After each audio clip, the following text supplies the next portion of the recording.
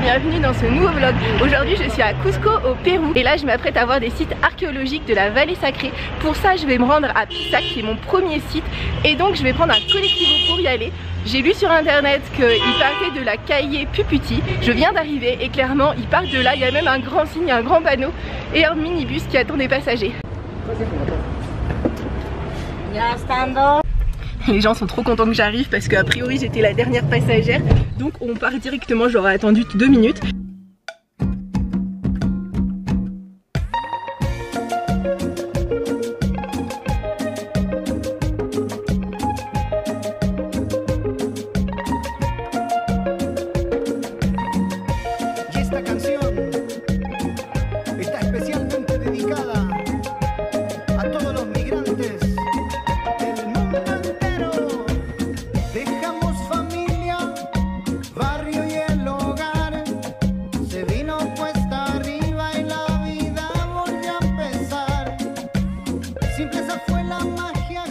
Après 45 minutes de route, je me trouve à Pisac, mais le site archéologique se trouve encore à 10 km du centre-ville et apparemment c'est une montée assez rude, donc je vais essayer de trouver un taxi.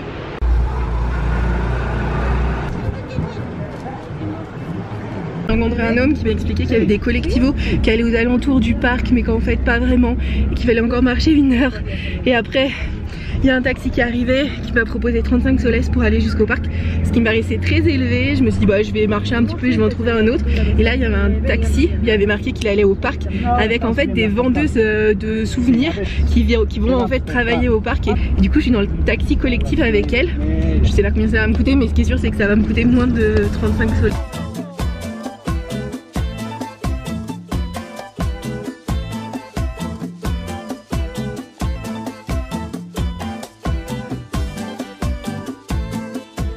L'office pour vendre les tickets pour accéder au site ne se trouve pas sur le site mais quelques kilomètres avant, et évidemment le chauffeur de taxi et les vendeuses le savaient, donc ils m'ont arrêté, ils ont attendu que j'achète mon ticket et je suis remontée dans la voiture. Le ticket pour 16 sites archéologiques coûte 130 soles, ce qui est assez cher mais c'est pour 16 sites et je vais essayer d'en voir le plus possible pour utiliser ce ticket. Voici mon taxi, mon chauffeur de taxi qui aide les vendeuses à s'installer. Regardez, il apporte les sacs, il aide. Ça y est, je suis sur le site de Pisac. Alors j'ai appris 2 choses dans ce trajet. Le premier, c'est que vous pouvez monter en faisant une randonnée, mais ça va pas être très intéressant, surtout que vous allez être au bord d'une grande route. Donc je vous conseille vraiment de trouver un taxi. La deuxième chose, c'est que le collectivo de Pisac au site archéologique coûte 10 soles. Troisièmement, pour acheter votre billet, vous pouvez pas le faire directement sur le site. Il faut que vous le fassiez sur un vendeur intermédiaire au milieu du chemin. Et il faut le savoir en fait. Le site est ouvert de 8 h à 16 h tous les jours. Ici c'est plus ou moins dangereux. Vous avez très dangereux, un peu moins dangereux, moyennement dangereux, pas dangereux. Je me demande ce qui va m'arriver. En tout cas, la vue est absolument magnifique. La base de la montagne ressemblait à ça, mais les Incas ont créé des terrasses pour pouvoir les cultiver. Et regardez, c'est juste absolument magnifique tout ce travail.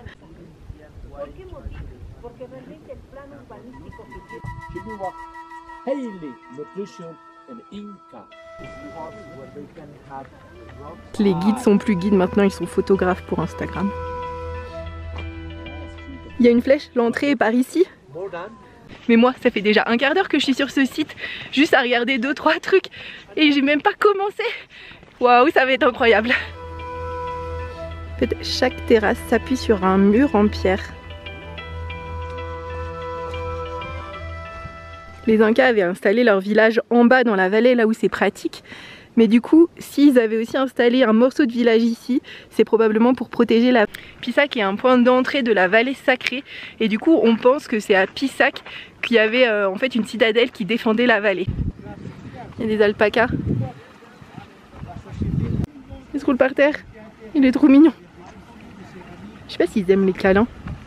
Je vais essayer. Je prends tous les risques. Oh, il éternue. Oh, le pauvre.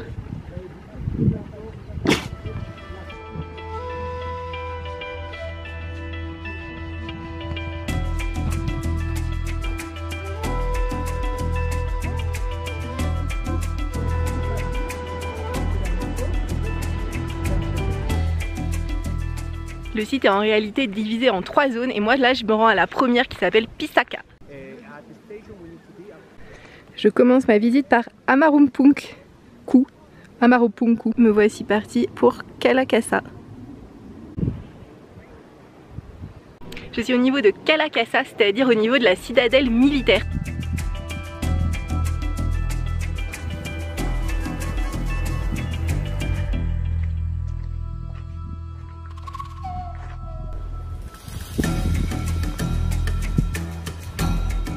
Et évidemment, parce que c'est la citadelle militaire, elle donne directement sur la vallée pour bien pouvoir l'observer. Alors là, j'ai dû revérifier 3 fois sur internet, tellement j'y croyais pas. En fait, je suis devant un cimetière Inca et je ne le trouvais pas.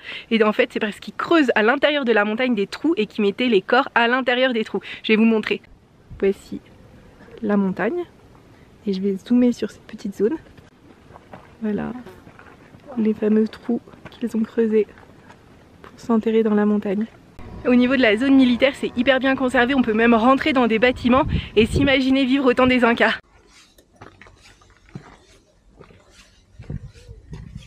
Ce que vous voyez là, ce sont des murs construits par les Incas.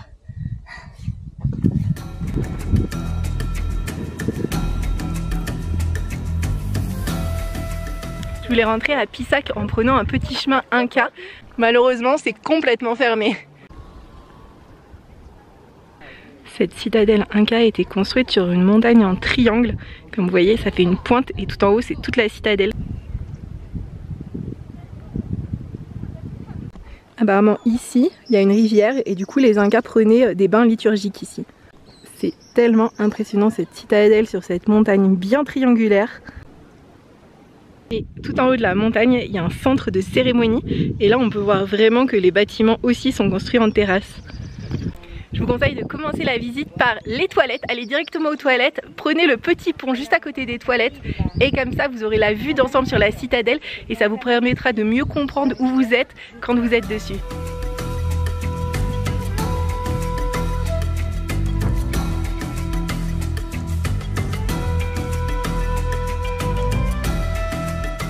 Je vous conseille de venir vraiment tôt parce que là il est presque 11 h et comme vous voyez le site est assailli par des groupes de touristes absolument partout.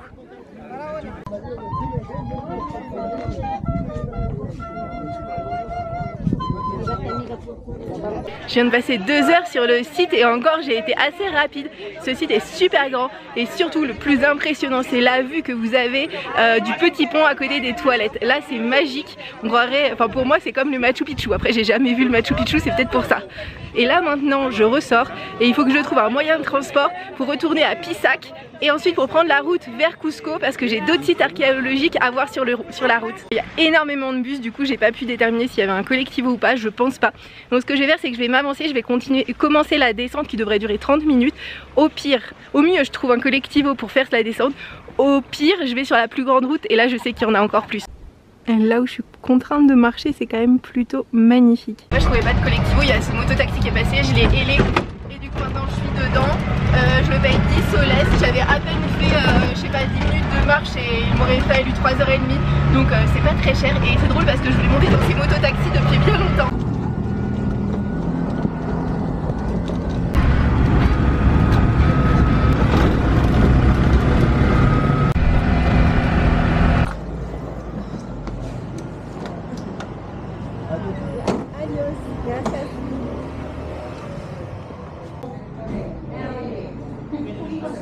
Là, je prends des petites empanadas qui viennent de faire au feu de bois, qui ont l'air trop bonnes.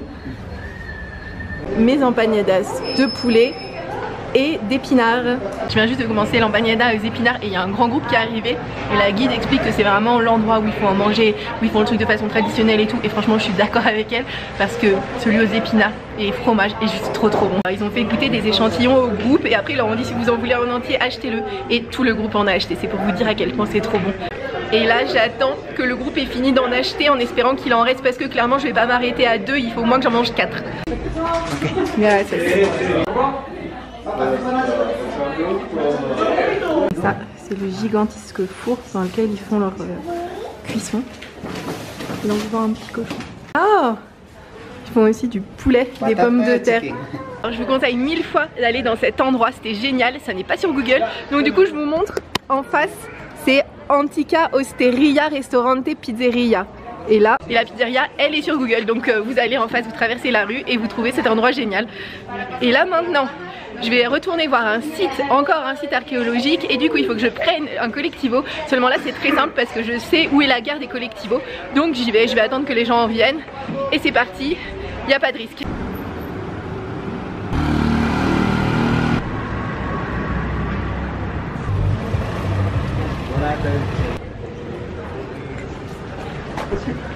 Si vous cherchez d'où partent les collectivos pour Cusco depuis Pisac, en fait c'est facile, sur Google vous tapez collectivo Pisac et vous allez trouver. Je suis déjà dans le collectivo, je vais pas descendre à Cusco mais un petit peu avant pour voir un site archéologique. Ce qui est drôle dans cette île de Pisac, c'est qu'en fait on mêle à la fois les bus touristiques ultra modernes qui ne font que passer pour aller au site archéologique et la vraie vie avec les motocycles qui n'existent, enfin les sortes de tuk-tuk chelous qui n'existent vraiment qu'ici au Pérou.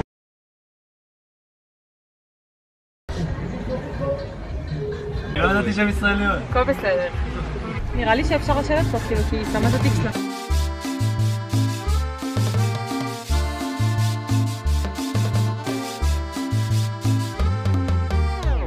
Esa piel morena me vuelve loco. Yo me enamoré con tus bellos ojos. Ay morena porque me vuelves loco. Après 30 minutes de collectivo, je suis devant mon second site, Tambo Machai. Après la carte du site, c'est assez facile.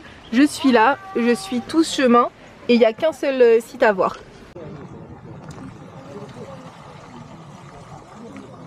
Les Incas ici ont trouvé une source et donc du coup ils ont construit une grande fontaine pour rendre hommage au dieu de l'eau. Et ce qui est exceptionnel ici, c'est que les fontaines que vous voyez derrière moi, construites par les Incas, sont toujours fonctionnelles.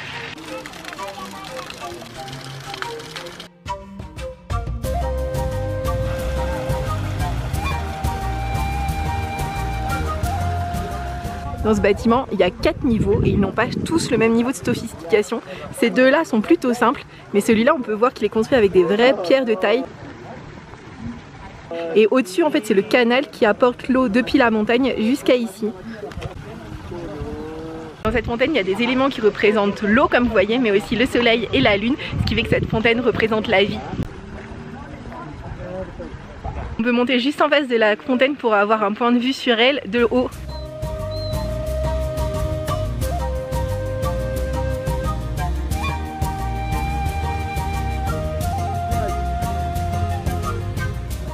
Le site de Tambo Machai que je viens de visiter est juste à côté de Puka Pucara, du coup j'y vais à pied. Pas besoin de payer chaque site parce qu'en fait j'ai payé un billet intégral à 130 soles qui me donne accès à 16 sites. C'est vraiment les 16 sites que j'aurais visités. Ce fort est appelé le Fort Rouge parce que parfois, selon la luminosité, il peut devenir rouge. Ce qui est exceptionnel dans ce fort, c'est qu'il est construit sur une excroissance de la montagne, ce qui fait qu'il domine toute la vallée.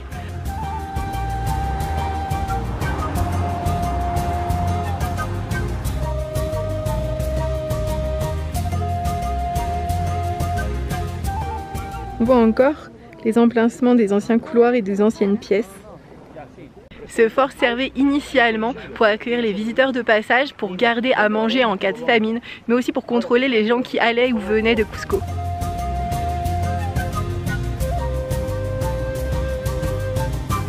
On peut voir que les pierres ont été coupées, taillées par les Incas pour faire les murs.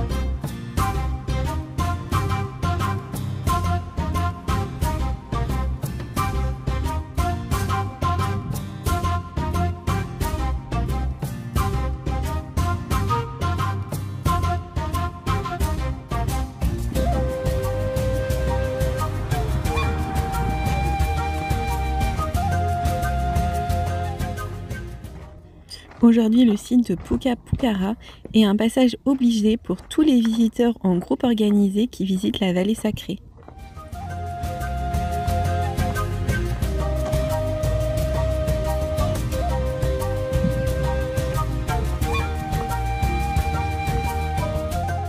Je repars déjà de Puka Pucara, vous pouvez prévoir à peu près 15 minutes sur site. Ils ont une façon trop mignonne de faire des bottes de foin, c'est adorable.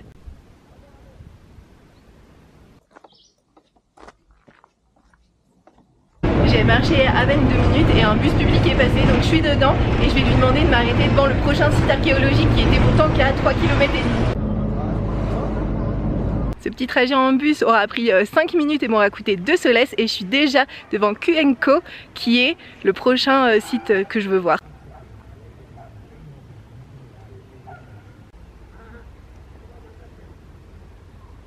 Ce site a été construit dans une pierre calcaire naturelle et donc du coup ils ont creusé dedans, il faut rentrer à l'intérieur de la pierre. Ici, creusé dans la roche, on peut voir une table de cérémonie. À l'intérieur de la grotte, ils ont creusé pas mal de niches.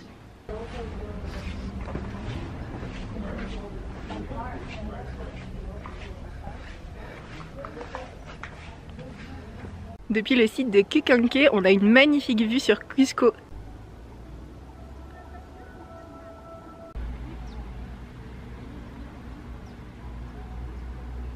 Le site archéologique de Kenko est sympa. Après, est-ce que c'est un immanquable au Pérou? Je ne crois pas. J'ai déjà visité beaucoup de sites archéologiques, c'est donc la fin de ce vlog. Merci de l'avoir regardé jusqu'ici. N'hésitez pas à le liker si vous l'avez aimé et à vous abonner pour voir celui de la semaine prochaine.